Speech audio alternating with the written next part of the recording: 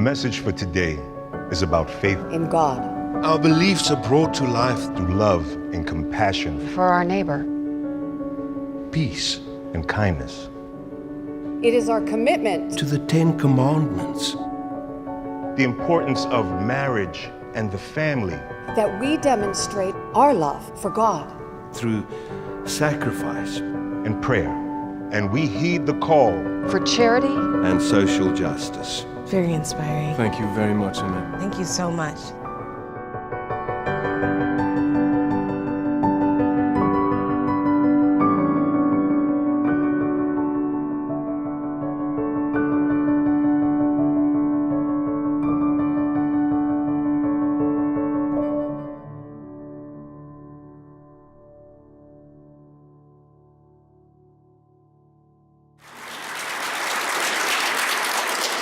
Thank you. I worked very hard producing that for you last night. Trading Places is the new video from the United Church of Christ, endorsed by CARE, Unitarian Universalist Association, and Rabbi Linder of Temple Solel. And the accompanying fact sheet for the video states, "We respect and honor each of these traditions that enable its adherents to live as agents of peace, love, and hope in a broken world. And yet there are some universal beliefs that transcend all religions and people of faith. Belief in a higher power, the importance of prayer, the value of the family, peace, social justice, and love, to name a few. If we can focus on these common grounds rather than the differences, we might all be better off. We observe that fear of the other, fear of that which is different, often prevails. And this fear leads to an aversion to that which is different. And this fear, this aversion becomes the root of hatred, of vitriol, of violence that erodes the foundations of peace that the human community so desperately needs. And they go on to say, by inviting the actors, these are actors, not faith leaders in the video, to walk comfortably into the space of another faith, we are suggesting that it is possible and even desirable to witness communities of faith willing to embrace differences rather than to fear them. Kurt Vonnegut had this to say in Breakfast of Champions. We've got to be kind. We have to love one another. We have to accept one another. And finally, as he knew too well at the end, he said, until you die, it's all life. Until you die, it's all life. Get on with it. Make the most of it. Change something, even if it's small, so that when you leave this earth, you leave it a better place for people that you will never meet, or perhaps people you will never understand. What do you need to hear about yourself or your work or the things that you most believe or the people you hold close to you as an affirmation that you are on solid ground? Or are you so secure in your knowledge that you are sure about moving forward on your own? Because the people that day where Jesus walked in and where he gathered them to him came from all over the place. The crowds, it is written, followed him from Galilee, from the Decapolis, from Jerusalem, from Judea, from beyond the Jordan. And Jesus collected them on the mountainside, and he spoke to them these words that we know as the Beatitudes, blessed are. And we know who came, the people who most needed to hear that they were blessed. And Jesus spoke to each of them. And today's scripture is the second in a series that will run throughout this month, reminding us that Jesus walked up what is today called the Mount of the Beatitudes. And I know I did that with some folks in this room a few years ago. And he talked about who was blessed.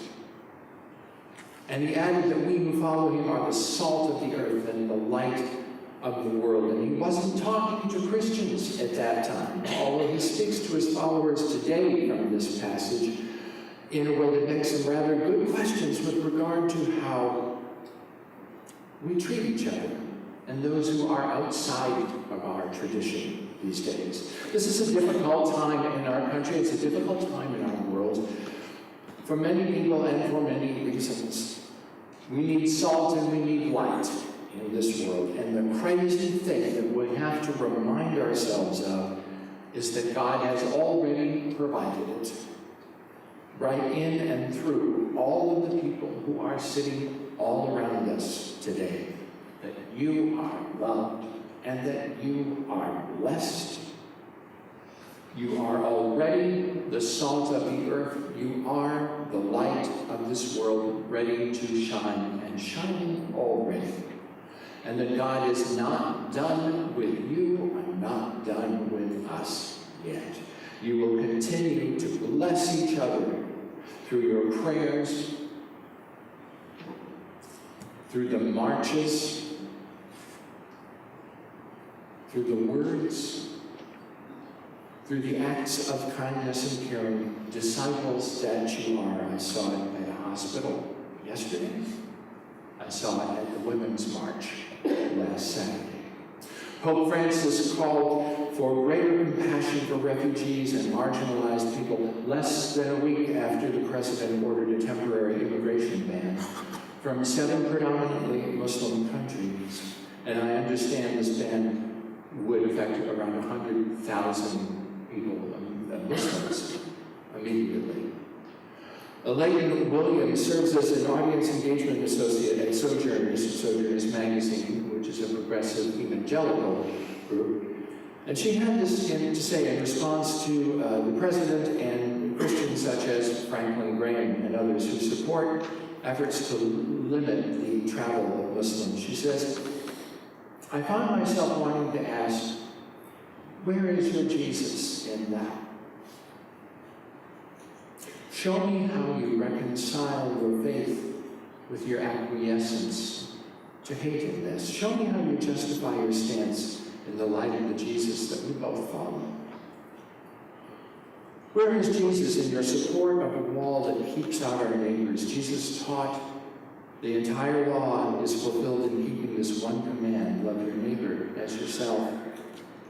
Where is Jesus in your silent acceptance of policies that terrify children and threaten them with deportation? For Jesus said, let the children come to me and do not stop them, for it is such of these that the kingdom of heaven belongs. And she says, where is Jesus in your celebration of a ban that denies shelter to refugees and rejects our Muslim siblings around the world simply because they show a different understanding of God? Jesus taught us that when we welcome the stranger, we are also welcoming him. And the Bible tells us that in the Spirit, all divisions are conquered.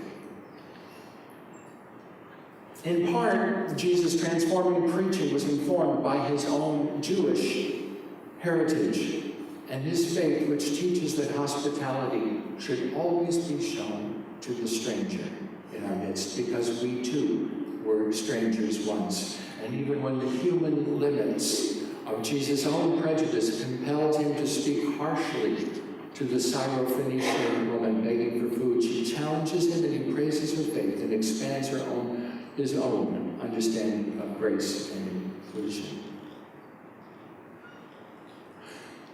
She concluded this by saying there is no biblical defense for a fallen foreign policy dictated by fear of the other.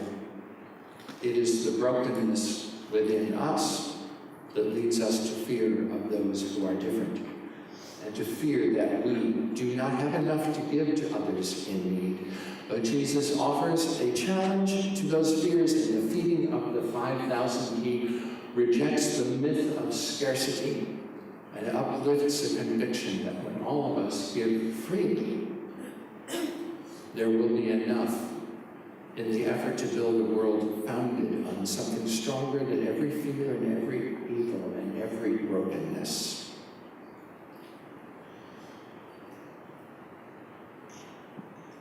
The question of the moment for those of us truly seeking to follow Jesus is not where is he, but where are we? Because Jesus is with them. And if we are with him, then we must be with them also. To paraphrase a quote that I have heard and used here a couple of times, whenever you draw a line in the sand to keep others out, Jesus is always on the other side of that line, looking back in. I might change it to read, whenever you build a wall to keep others out, Jesus is behind that wall with him. Jesus challenges us not to become something we are not, but to become who we really are, reflections of our true identity, the ones that we received at our baptism and share at the common table. We are the light of the world. We are the salt of the earth. You are the light of the world, and you are the salt of the earth. Let it so shine. This is the place to begin. This is an open table, and we like to say, whoever you are and wherever you are on your journey, you are welcome at this table. Today, I understand there may be some visitors among us. And so, if you feel so comfortable, I extend an invitation to people of all faiths to share in this meal together. And I'll tell you just briefly what it is. It recalls the Last Supper where Jesus shared a meal with his disciples. It was a Jewish meal, a Passover meal. And it symbolizes Jesus' presence in the midst of us and as a part of us. And so if you choose, please take a small piece of bread and dip it into the juice. As members of your own row come forward. And our music director today, John, will have the gluten-free bread if you so choose. I'm going to ask Pastor Sarah if she'll come forward. And we'll share this meal now together.